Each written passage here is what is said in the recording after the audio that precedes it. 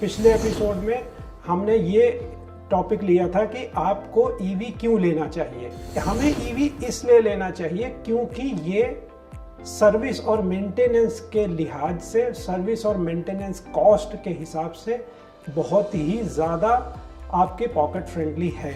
EV mechanic कम maintain करता है और ईवी जो ओनर है वो ज़्यादा मेंटेन करता है।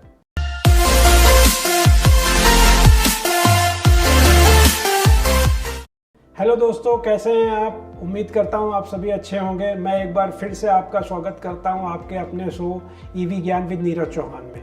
जैसा कि आप जानते हैं कि ये मेरा दूसरा एपिसोड है।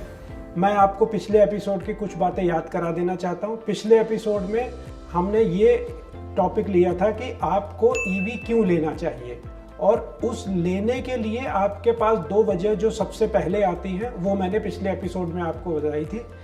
वजह नंबर एक कि ईवी इकोनॉमिकल है बाइंग के हिसाब से, और दूसरा एनवायरनमेंट फ्रेंडली है। आज दोस्तों मैं इसके तीसरे एस्पेक्ट पे बातचीत करना चाहता हूं, आपको थोड़ा बहुत जानकारी देना चाहता हूं। मेरे को उम्मीद है कि पिछले दो बातों को आपने अच्छे से समझा होगा।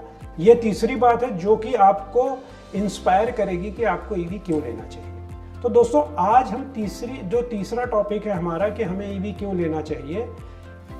हमें ईवी इसलिए लेना चाहिए क्योंकि ये सर्विस और मेंटेनेंस के लिहाज से, सर्विस और मेंटेनेंस कॉस्ट के हिसाब से बहुत ही ज़्यादा आपके पॉकेट फ्रेंडली है। जैसा कि दोस्तों आप जानते हैं, एक पेट्रोल इंजन बाइक या स्कूटर में इंजन, क्लच, गियर, तीन चीज़ें होती हैं। इंजन ऑयल जरूर डलेगा और इंजन ऑयल का पीरियोडिक मेंटेनेंस चाहिए, पीरियोडिक चेंज चाहिए। क्लच प्लेट होती है, क्लच ऑयल होता है। गियर शिफ्टिंग के लिए गियर बॉक्स होता है, गियर ऑयल होता है। एयर फिल्टर होता है, ऑयल फिल्टर होता है। इतने सारे कंपोनेंट होते हैं जिनको किलोमीटर रन के हिसाब से पीरियोडिक मेंटेनेंस की जरूरत होती ही होती है। और अगर आपने ये पीरियोडिक मेंटेनेंस नहीं किया तो आपका व्हीकल चलने लायक नहीं रहता है। लेकिन दोस्तों अब आते हैं ईवी पे।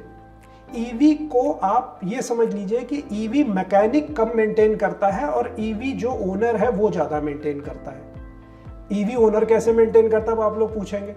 सर, ईवी को मेंटेनेंस फ्री और सर्विस से फ्री रखने के लिए ओनर को ये ध्यान रखना पड़ता है कि जो जो निर्देश, जो इंस्ट्रक्शन ईवी को मेंटेन करने के लिए आपको डीलरशिप से मिले हैं, सिर्फ सिंपली उन्हें आपको फॉलो करना है। अब पेट्रोल इंजन के कॉन्ट्रारी ईवी में क्या क्या होता है?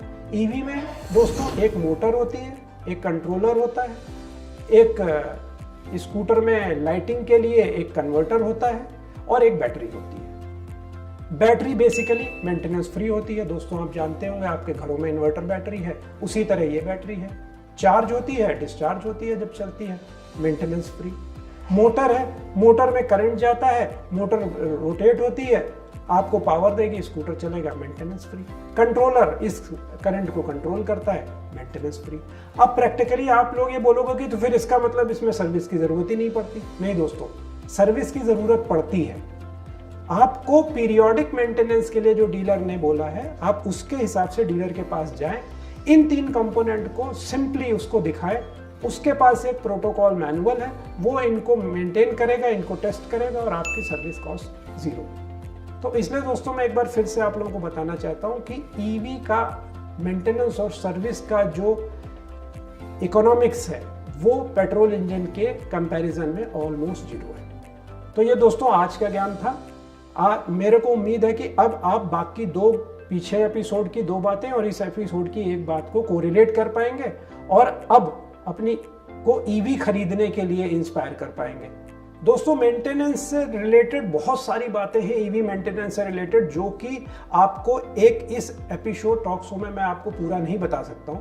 तो मैं दोस्तों आपसे वादा करता हूं कि अगले आने वाले एपिसोड में मैं ईवी मेंटेनेंस और सर्विस से रिलेटेड सारी बातों को डिटेल में आपके साथ चर्चा करूंगा। सो दोस्तों इसी के साथ मैं अपने इस एपिसोड को खत्म करता हूं।